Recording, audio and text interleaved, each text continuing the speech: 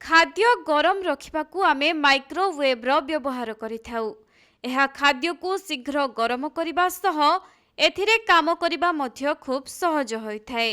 तेबे एहा खाद्य को गरम करिथाए सत, किंतु एही माइक्रोवेव रे गरम हेउथिबा खाद्य स्वास्थ्य प्रति केते क्षतिकारक ताहा आपण माने केबे भाबिछंती कि?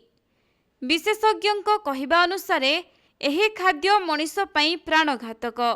एहाको खाइबा द्वारा निमोनिया, साल्युलाइट्स, मस्तिष्क ज्वर एपरिकी कैंसर भली मारात्मक रोग मध्य होई पारे।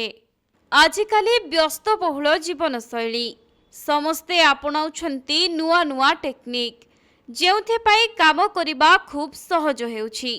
वर्तमान समय रे खाद्य गरम पाई अधिकांश लोक माइक्रोवेव रो व्यवहार करुछंती, किंतु एहा कोन स्वास्थ्य पाई हितकर?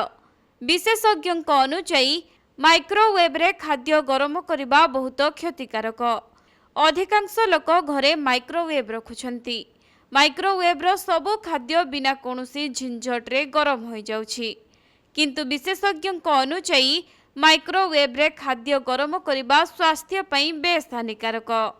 गवेषक डानियल टोरेंट कहिसंती जे घरोई माइक्रोवेव रे मिलुथिबा केतेक प्रजातिर जेनेरा मानव स्वास्थ्य प्रति विपद सृष्टि करि पारंती।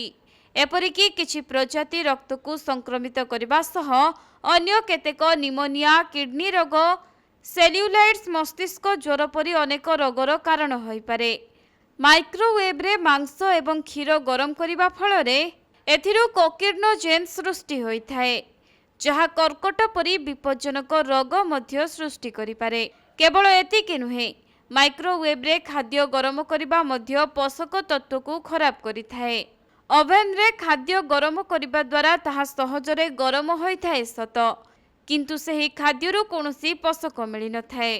काहेकिना माइक्रोवेव रे खाद्य गरम करिबा द्वारा खाद्य रे थिबा अत्यावश्यक विटामिन एवं मिनरल्स नष्ट होई जाए।